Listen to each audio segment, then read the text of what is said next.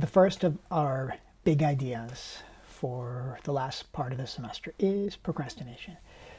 As you'll see when we get into the details in a few minutes, it's a terrific topic for integrating and applying several of the concepts that we've had and a couple that we are yet to have in the textbook. Before we get into that, though, let's think about just the end of the semester in general. Right, it turns out that on the calendar, we're about 75% of the way through the semester. And you have been through an amazing amount of stuff, so to speak. All right, taken 2 exams, you've done several self-references, lots of quizzes, working through short projects, all at the same time you're trying to deal with the life-changing situation of the COVID pandemic and quarantine, right? And so with all of what we've been through, now you ask the question, what do you have to show for it? And the answer is almost nothing, right? If you were to stop now and complete nothing else for the rest of the semester, you'd get an F, everybody, right? And the idea is that this is demoralizing, right? You've done all this work, you think you should have something to show for it, and there is nothing because you have so much left to do. So let's relate this to something. How about CrossFit? And as you might remember, I do CrossFit, constantly varied functional movements performed at high intensity. CrossFit has these series of workouts known as hero workouts. They're workouts that are named after people who have died in service of our country, usually in the military, but also sometimes first responders, police, firefighters. And because they are in commemoration of people who gave their lives for us, these workouts are really, really hard. Okay, so we're going to talk about 2 of them. First one is called Morrison. So let me show you a little bit about Morrison.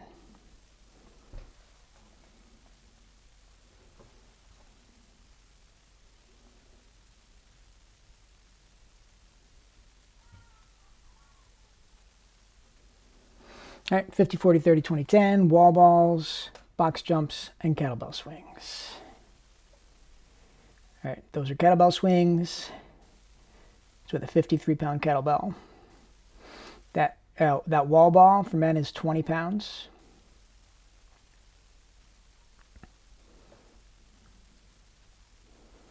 And the box is 24 inches high. All right, so you do 50, then you do 40 of each, then you do 30 of each, then you do 20 of each, then you do 10 of each. Okay. Murph is actually probably the most famous CrossFit workout. You may have heard of it. I've actually have had students who have done it before. Okay, here's Murph. 1 mile run, followed by 100 pull-ups, 200 push-ups, 300 squats, followed by another 1 mile run, wearing a 20-pound weight vest for men. Right. So these were the athletes doing Murph at the 2016 CrossFit Games. All right, so we got our pull-ups. There's our squats. All right, some athletes doing push-ups. Okay.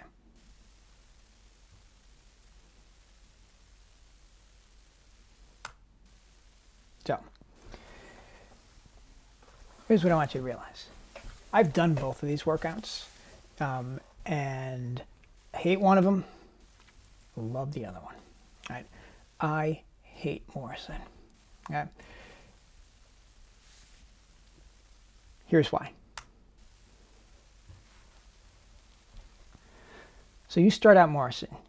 You do 50 wall balls. By the way, when you do wall balls, the first one's pretty easy. The 5th one, you're starting to feel it a little bit. By the 10th one, you're wondering when this is going to end. By the 20th one, you want to die. You got to do 50. So you do 50 of those. Then you do 50 box jumps. That's sort of a rest, okay? Then you do 50 kettlebell swings with a 53-pound kettlebell. 1's pretty easy. 5's pretty hard. Or 5, you're starting to feel it. 10, you're wondering when it's going to be done. 20, you want to die. You got to do 50, okay?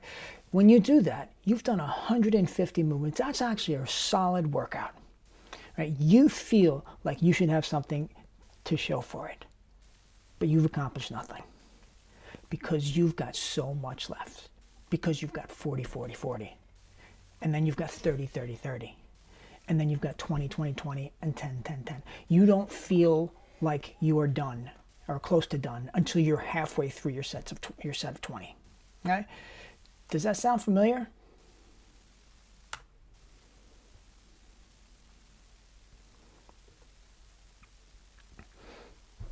Because that's the way that I just described the end of the semester. Right? The end of the semester is Morrison. You feel like you should have something to show for it, but it's nothing because you have so much left to do. It is demoralizing. Right? When I did that workout, I just wanted it to stop the entire time. Now, Murph. Why do I like Murph? Well, I'll tell you, there is one thing. It has running, and I like to run. Okay, so I can't deny that. But there's more to it than that, because there's something important I didn't tell you about Murph. Okay? Those pull-ups, push-ups, and squats, you don't have to do them all in a row. All right? You can break them up however you want. All right?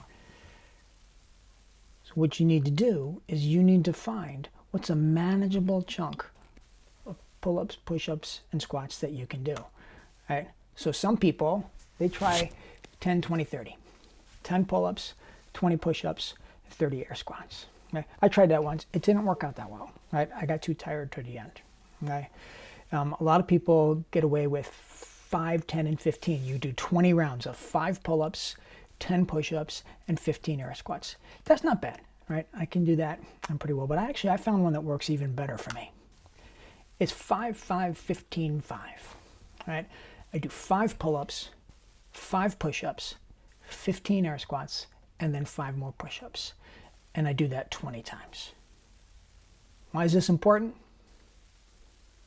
It's important because at any time, I don't care how tired I am, I don't care what I've just done, I can do 5 pull-ups, 5 push-ups, 15 squats, and 5 more push-ups.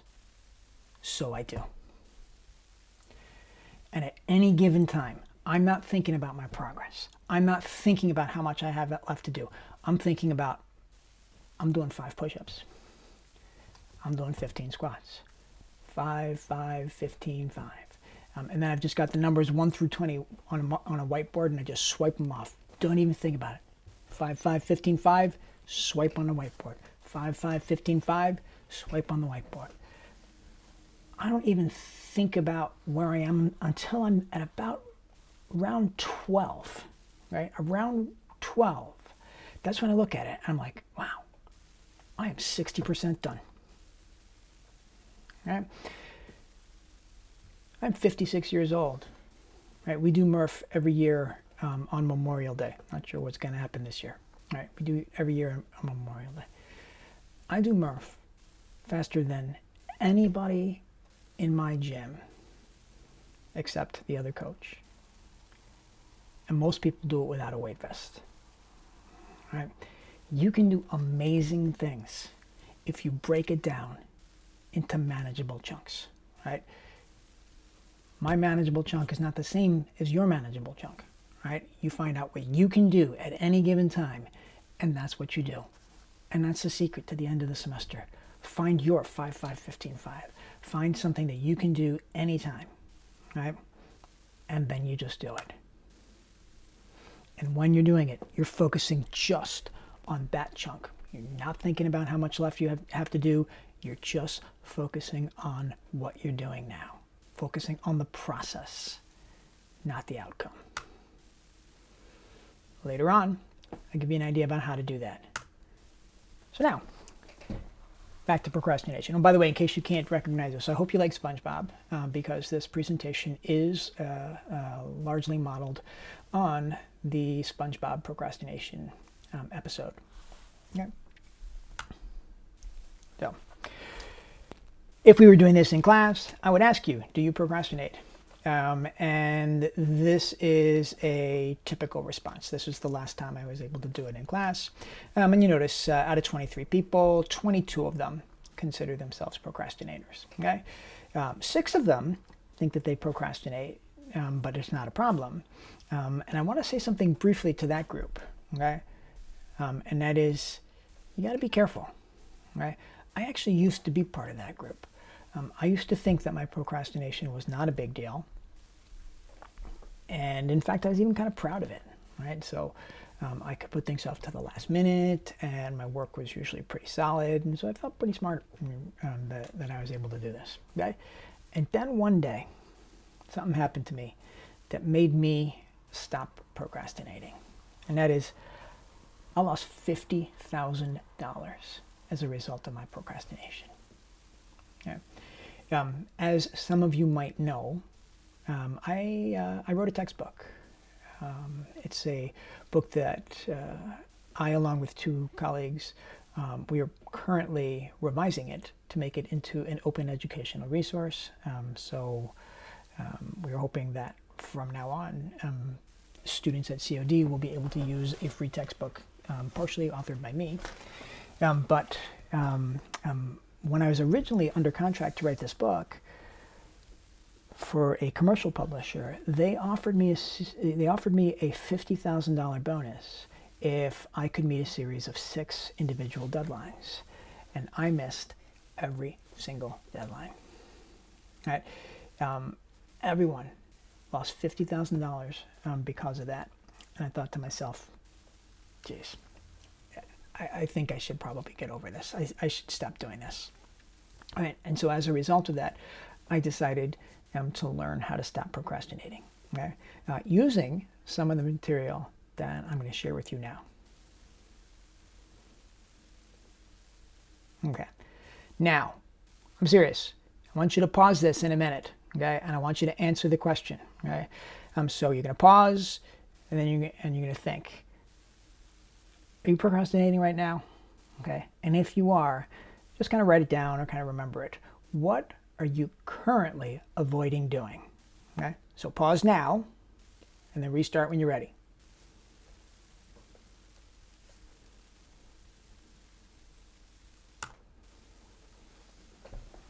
All right, so if I could guess what's on some of your lists, some of you are procrastinating doing self-references.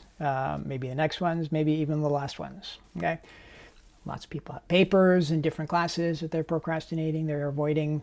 I've had people say, yeah, I have a speech I have to give tomorrow that I'm avoiding doing. I'm avoiding doing my math homework, etc., right? Just dozens and dozens and dozens of individual school-related tasks that students say that they are avoiding. But to that, I say, no, you're not.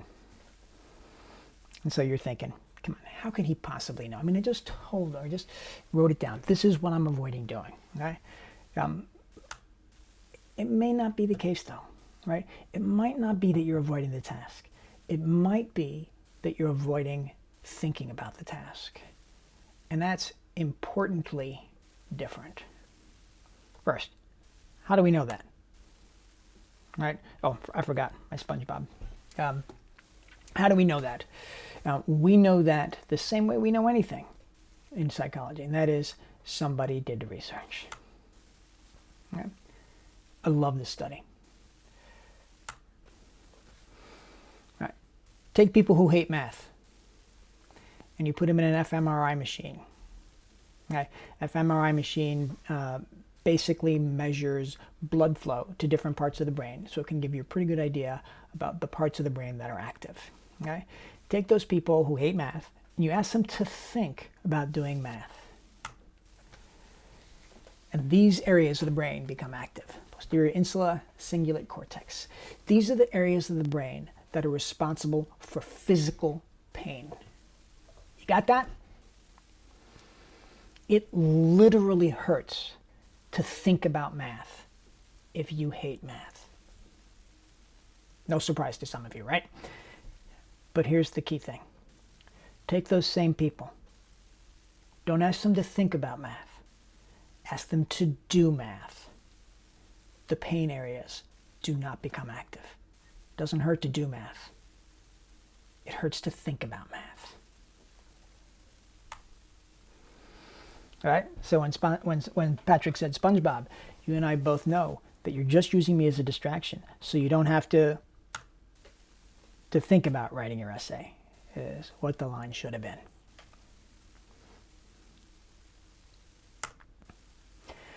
When you think about it now with this new perspective, you realize procrastination, it's not about time management. It's not that you don't have a good organizational system. It is certainly not that you lack willpower.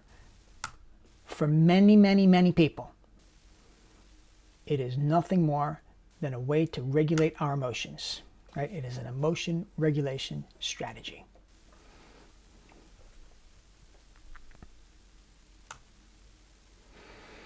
So how does that work? Well, let's actually talk about some material we haven't had yet, unless you're working ahead a little bit. In the Healthy Life module, they talk about stress coping, and there are two general strategies that people tend to use. One is problem-focused coping.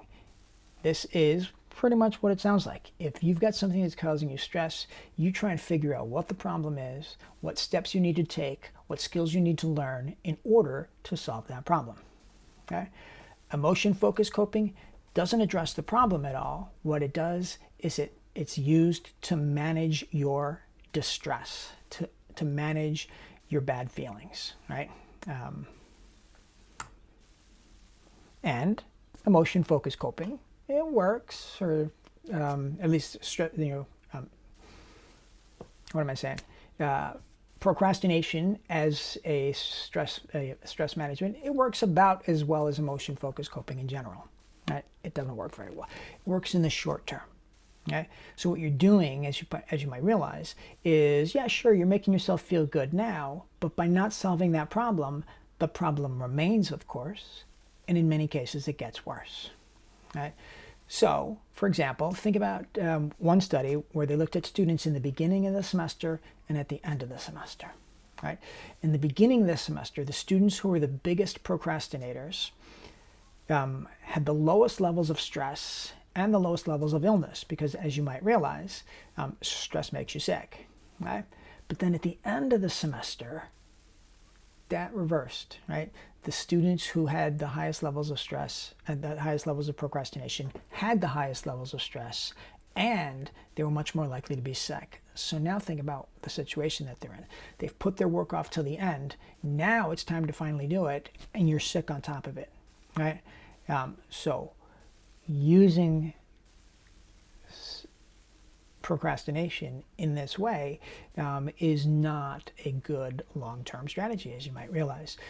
And despite the fact that there are still significant numbers of students who are kind of proud of their procrastination, they think they do well, there's a pretty strong correlation.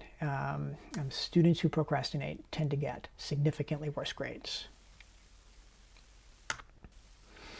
So what else is going on? Well, of course, you remember operant conditioning. So you're feeling anxious, you're feeling bad about some task that you don't want to do. I don't want to do it, I don't want to do it, I don't want to do it. So you head on over to Instagram. And the anxiety goes away. See, that's a reinforcer. So what's going to happen next time you feel that anxiety? You're going to go back. So you're going to increase that behavior as a very, very straightforward application of operant conditioning. But it kind of gets worse because it actually becomes a habit. And the way the textbook actually defined habits is a little bit different than the way we think about it.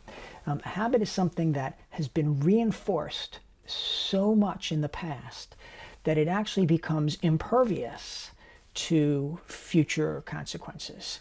In other words, you'll still do it even if the reward stops. You've probably experienced this, right? For years and years and years, we've procrastinated to make the anxiety go away. The anxiety doesn't go away anymore, but because this is such a habit, we still do it, right? This whole idea about operant conditioning and becoming a habit, you might remember when I introduced the Applied Psychological Principles Project, I did not recommend that you do procrastination because it's really just too hard to punish yourself out of procrastination. Here's one strategy you can use. So here's the first piece of positive information.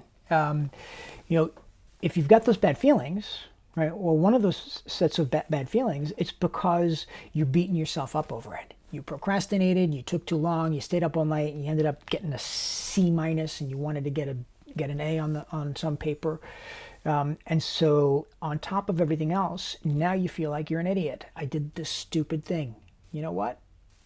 Let it go.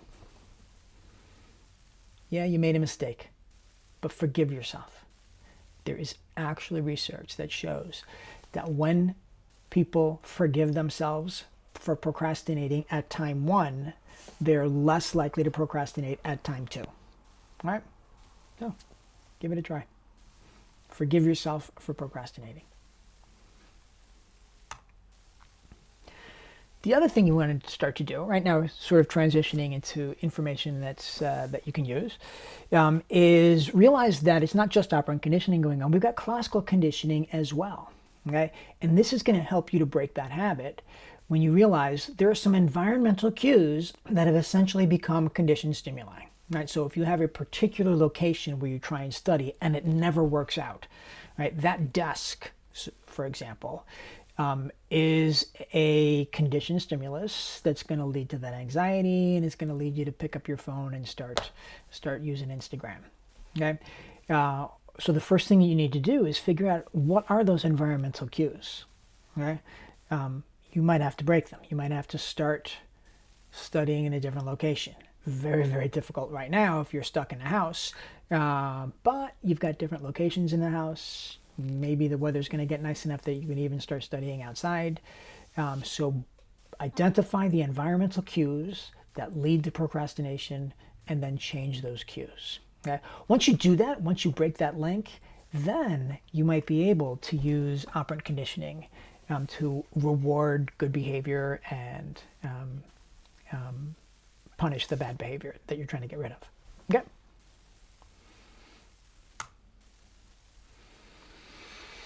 So, 2 other ideas.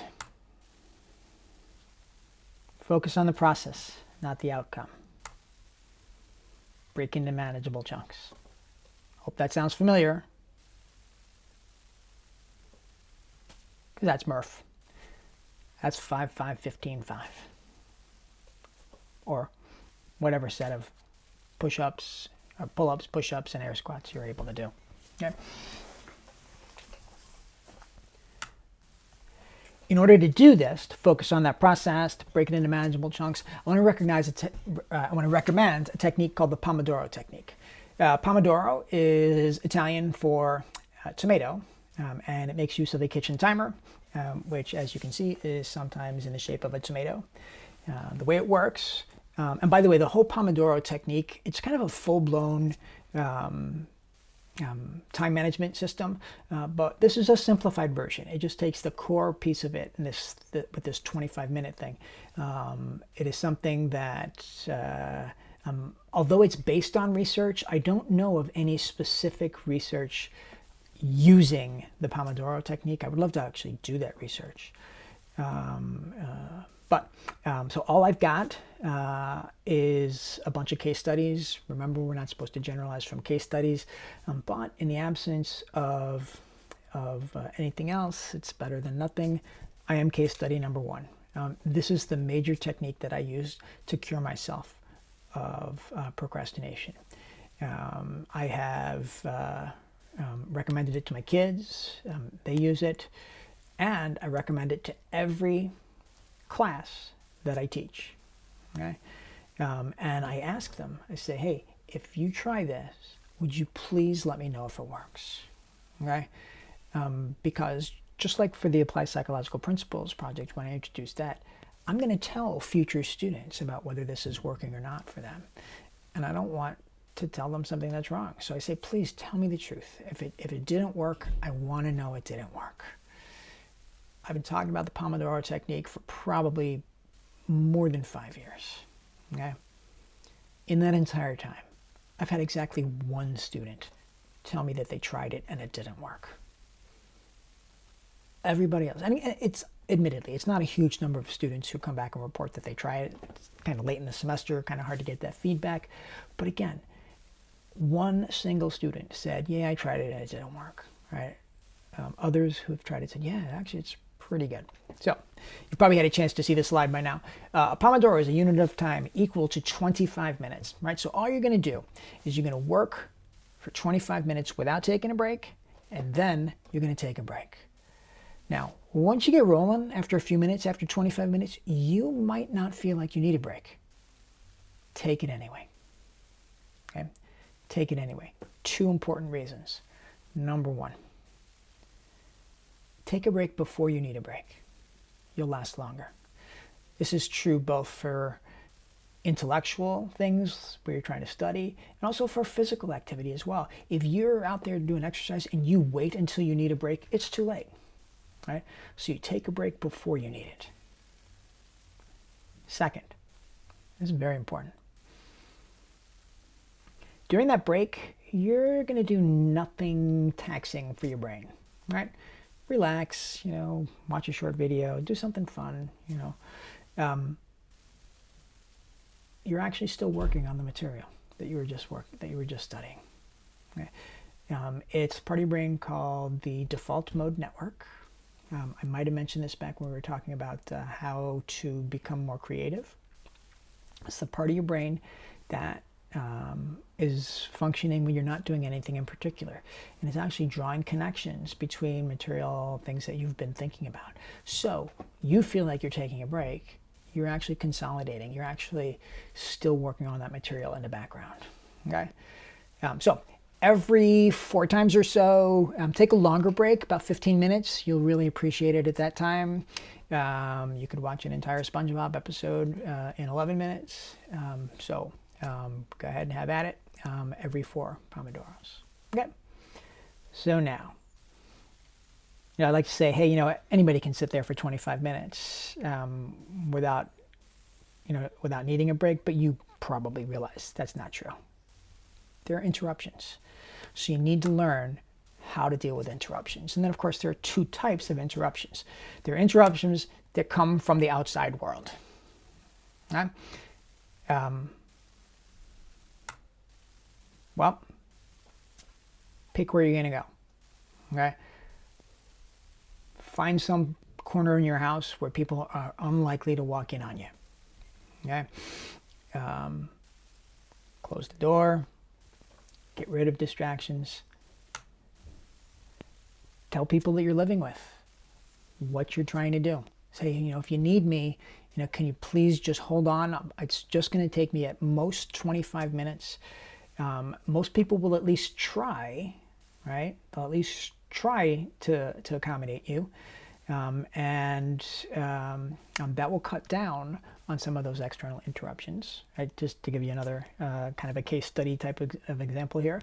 I am in my bedroom right now with the door closed. Everybody knows that I'm doing this. And so they've been kind enough not to interrupt me. Okay. Last kind of set of external interruptions, you just have to turn off your phone. Okay. It's not good enough to put it on silent. You still got that little buzzing when there's a notification. It may be sitting right next to you, and you've just got to turn it off, maybe even put it out of sight. It's only 25 minutes. You'll live without it for 25 minutes. Okay? It turns out the external interruptions are probably not the harder ones, right? It's actually the internal interruptions, right? So you're sitting there working on a task that you weren't particularly looking forward to, and now all of a sudden something pops into your head and you realize you need to do this.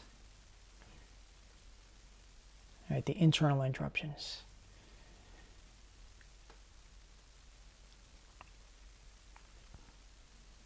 Didn't think of it before, but as soon as you're sitting there, you realize, oh wait, I was supposed to empty the dishwasher.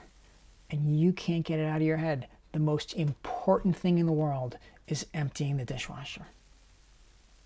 So what do? Well, you're going to have a piece of paper sitting right next to you. And on that piece of paper, you're going to write down those internal interruptions. Clean the garbage if you're SpongeBob. Empty the dishwasher. Feed the cat. Whatever. At the end of your Pomodoro, look at that list. You will probably find that the things that seem so urgent during that Pomodoro are not so urgent anymore. Right? You didn't really need to do them. Now, if you do, go ahead and do them. You're taking a 5-minute break. Or maybe you've got enough of them that you can create a whole 25-minute session to do all those urgent tasks. But chances are that's not going to happen. What's going to happen is that you're going to figure out, I've been tricking myself, right? These have been popping into my head to create a distraction, okay? And then when you do that, you realize you can put those things out of your head more easily, and you get better at the technique. So over time, you will have fewer and fewer of those internal interruptions. Right?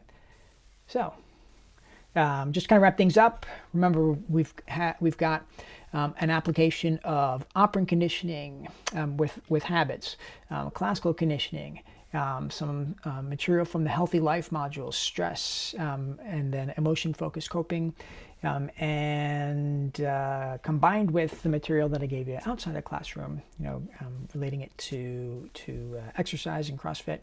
I hope this is helpful. Focus on just your 25 minutes. Don't think about everything that you have to do. You're just focusing on those 25 minutes. Take your break, come back. You're going to focus on another 25 minutes. Focus on that process. Don't worry about the outcome till you get close to the end, and then you realize, hey, I'm almost done. Okay? So I will stop here, and thanks for listening.